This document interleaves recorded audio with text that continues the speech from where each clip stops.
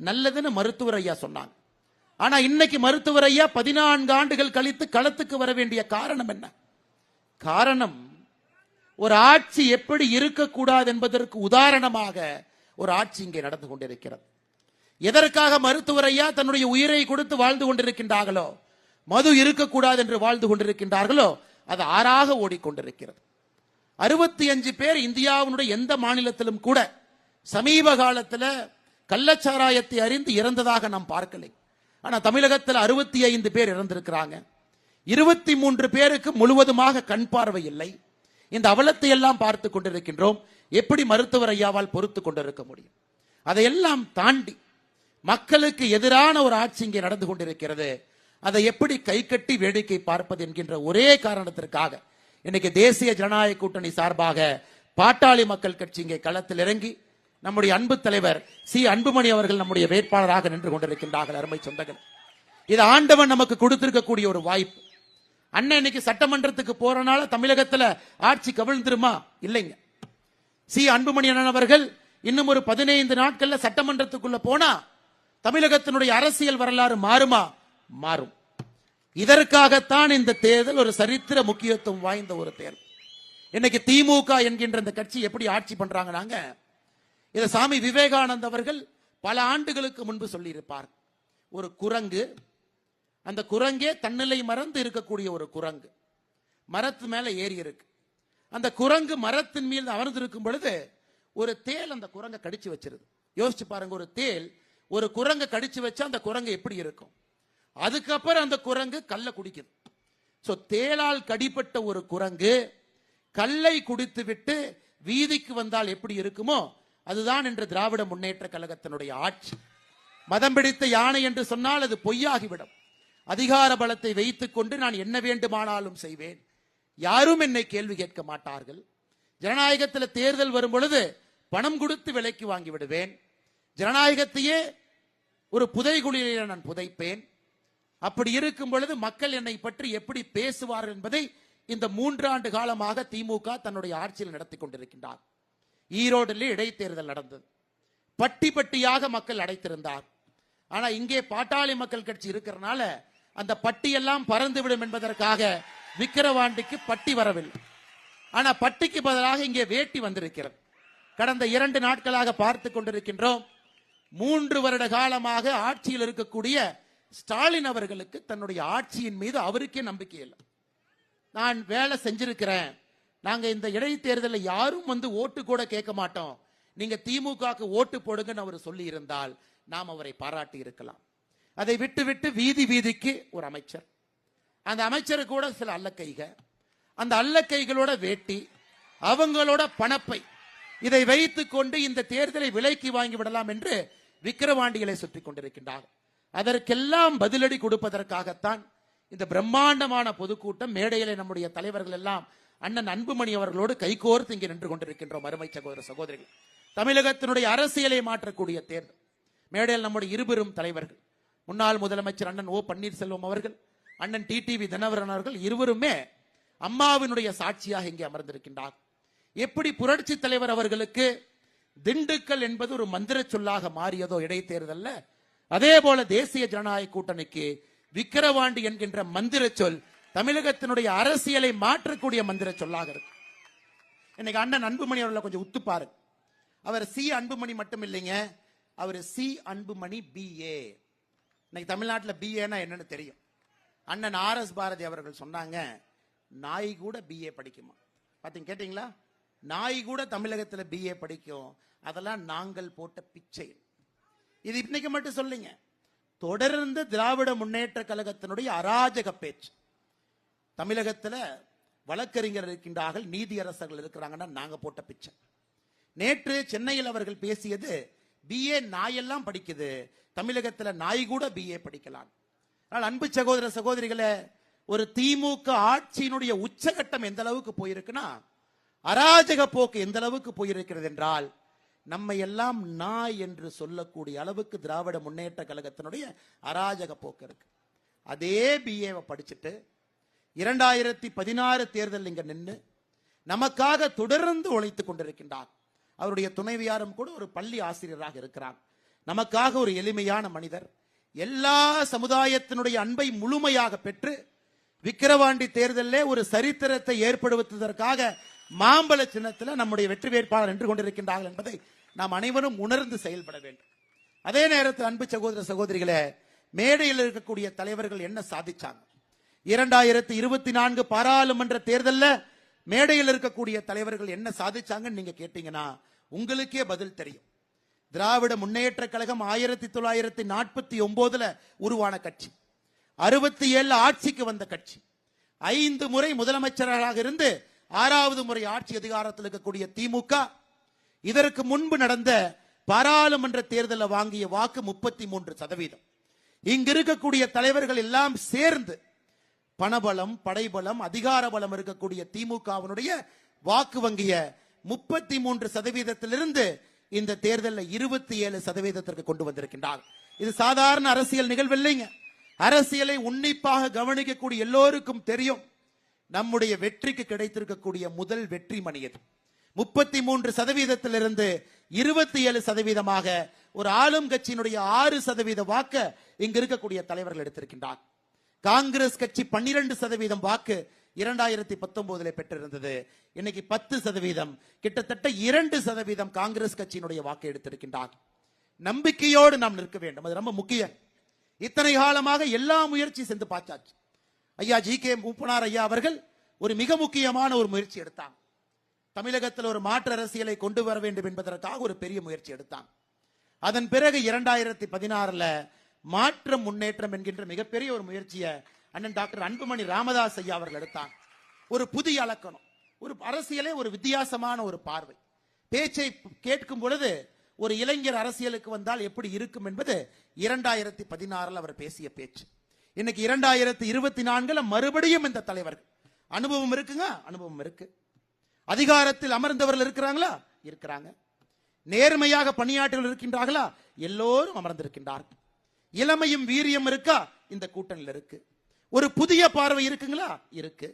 தமிழகத்திலே ஒரு மாற்று அரசியலை 2026 கொண்டு வந்து திமுகவினுடைய கோர பிடியிலிருந்து தமிழக மக்களை காப்பாற்ற வேண்டும் என்கின்ற வேகம், விவேகம் கலந்த ஒரு கூட்டணி மேடையில் இருக்கக்கூடிய தேசிய ஜனநாயக கூட்டணி, அதற்கு சாட்சியாக இருக்கக்கூடிய தலைவர்கள் அமர்ந்திருக்கின்றார்கள். அன்பு சொந்தங்களே, அதனால் நீங்கள் இந்த முறை ஒரு பெரிய மனதோடு, இன்னைக்கு பாருங்க, இந்த கூட்டமே வரும்பொழுது எந்த அளவுக்கு இந்த மைதானத்துக்குள்ள மக்கள் இருக்கின்றார்களோ, உண்மையை சொல்ல வேண்டும் என்றால் இதை விட 4 மடங்கு வெளியே நின்று கொண்டிருக்கின்றார். உண்மையை சொல்ல வேண்டும் என்றால் 4 மடங்கு.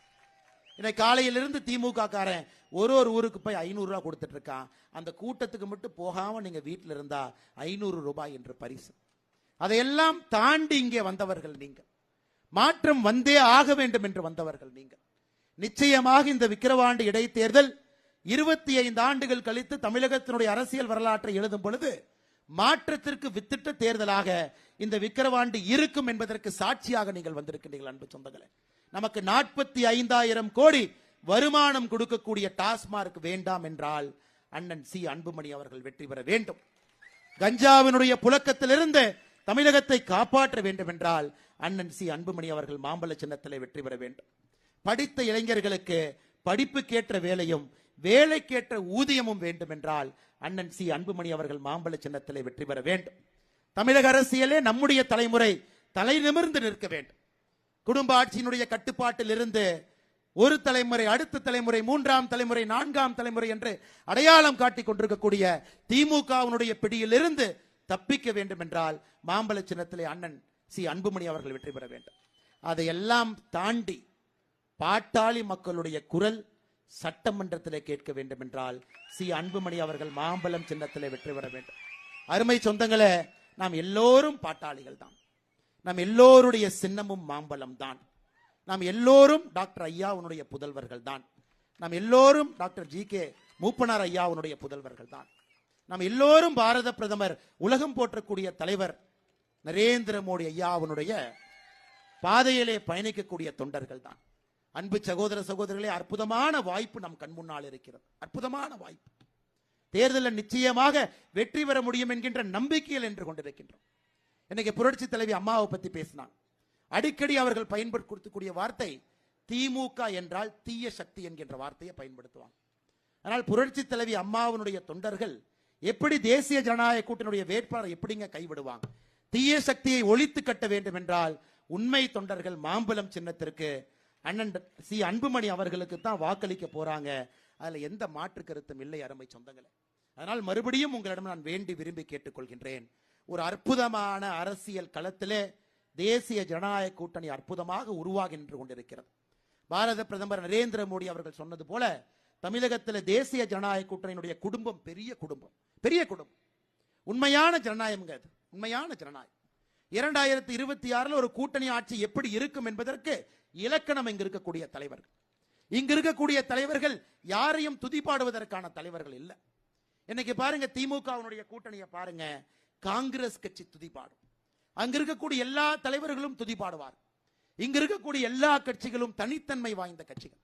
அந்த கட்சிகளுக்கு என்று ஒரு கொள்கை, அந்த கட்சிக்கென்று ஒரு தனி பாதை, அந்த கட்சிக்கென்று ஒரு தனி பார்வை. ஆனால் ஒன்றாக இணையும் பொழுது நமக்கு இருக்கக்கூடிய ஒரே ஒரு குறிக்கோள் தமிழகத்தினுடைய மாற்றம், தமிழகத்தினுடைய முன்னேற்றம். அந்த ஒரே ஒரு குறிக்கோளுக்காக எல்லா கட்சிகளும் எல்லா தலைவர்களும் மேடையின் மீது அமர்ந்திருக்கின்றார்கள் அன்பு சொந்தங்களே. அதனால் உங்களிடம் நான் வேண்டி விரும்பி உங்களுடைய பாதம் தொட்டு அன்போடு கேட்டுக்கொள்கின்றேன். இந்த மிக முக்கியமான தேர்தலை நம்ம தவறவிடக்கூடாது. இல்ல ஒருத்தர் ஜெயிக்கிறதுனால ஆட்சி மாறுமா அப்படின்னு நீங்க நினைக்க கூடாது. இல்ல ஆளுங்கட்சி இத்தனை பக்கம் சுத்திட்டு இருக்கிறாங்களே அவங்களுக்கே ஓட்டு போட்டலாம், 2 வருஷம் தானே, 2026 அண்ணனுக்கு மறுபடியும் ஓட்டு போடலாம், அந்த மாதிரி நீங்க நினைக்க கூடாது. இல்லைங்க, இவ்வளவு தூரம் அமைச்சர்கள் வீதி வீதியா வந்து கையெடுத்து அமைச்சர்கள் வீதிக்கு வருவது இடைத்தேர்தல் போது மட்டும்தான். மிச்ச நேரத்தில் அமைச்சரை பார்க்க போனீங்கன்னா என்ன சொல்லுவாங்க? ஓசி, நீ வந்து இந்த ஜாதி, நீ இப்படிப்பட்டவன், நீ அப்படிப்பட்டவன் மிச்ச நேரத்தில் அமைச்சர்கள் சொல்லுவாங்க. மனுவை கொண்டு போனீங்கன்னா தலையில கொட்டுவாங்க. ஆனா இடைத்தேர்தல் வரும் பொழுது ஒரு அமைச்சரும் வீதிக்கு வந்து அம்மா உங்க காலை காட்டுங்கம்மா, உங்க கையை நான் காலான்னு நினைச்சுக்கிறேங்க அம்மான்னு கேட்பாங்க. அதற்காக மயங்கி நாம் யாரும் கூட பரிதாபப்பட்டு திராவிட முன்னேற்ற கழகம் என்கின்ற தீய சக்திக்கு நாம் வாக்களிக்க கூடாது அன்பு சொந்தங்களே. அதனால் நீங்கள் பெரிய மனதோடு, திடமான மனதோடு, எது வந்தாலும் அது உங்களுடையது, உங்களுக்கு எது கொடுத்தாலும் அது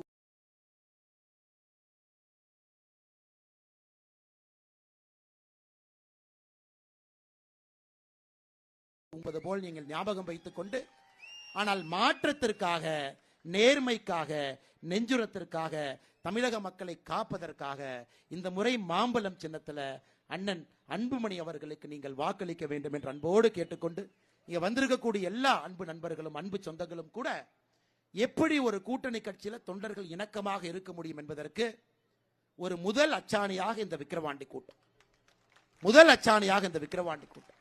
நமக்குள்ள சின்ன சின்ன சங்கடங்கள் இருந்தாலும், இதற்கு முந்தைய தேர்தலில் நாம் வேறு வேறு அணியிலே பணியாற்றி இருந்தாலும் கூட இந்த முறை நாம் இணைந்திருப்பது தமிழக மக்களுக்காக.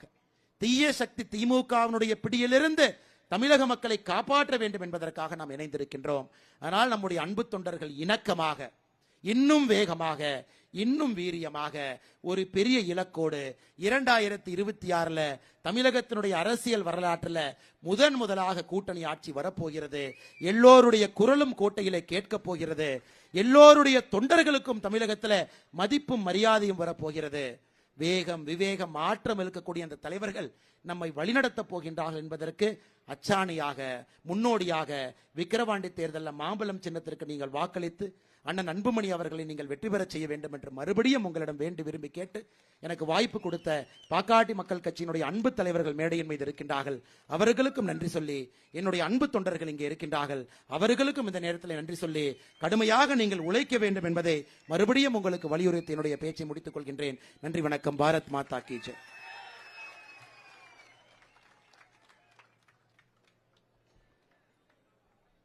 சிறப்பான ஒரு உரையை நிகழ்த்தி அமர்ந்திருக்கக்கூடிய நமது அண்ணன் அண்ணாமலை அவர்களுக்கு நன்றி தெரிவித்துக் கொண்டு, அடுத்து நாம் எல்லாம் ஆவலோடு எதிர்பார்த்து கொண்டிருக்கக்கூடிய மாற்றம், முன்னேற்றம், அன்புமணி என்ற முழக்கத்தை தமிழகத்தில் விதைத்த முன்னாள் நடுவண் அமைச்சர், இந்தியாவில் புகையிலையை ஒழிப்பதற்கு தன்னந்தனியாக போராடி பொது இடங்களில் புகையிலை ஒழித்த 108 ஆம்புலன்ஸை அறிமுகப்படுத்திய அன்புமணி ராமதாஸ் அவர்கள் இப்பொழுது உங்களிடத்திலே வாக்குகளை சேகரித்து இப்பொழுது உரையாற்றுகிறார்.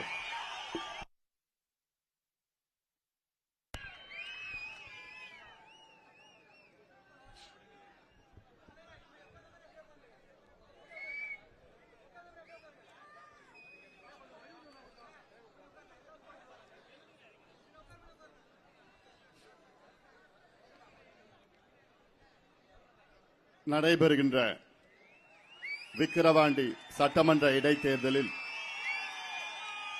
தேசிய ஜனநாயக கூட்டணி சார்பாக பாட்டாளி மக்கள் கட்சியின் வேட்பாளராக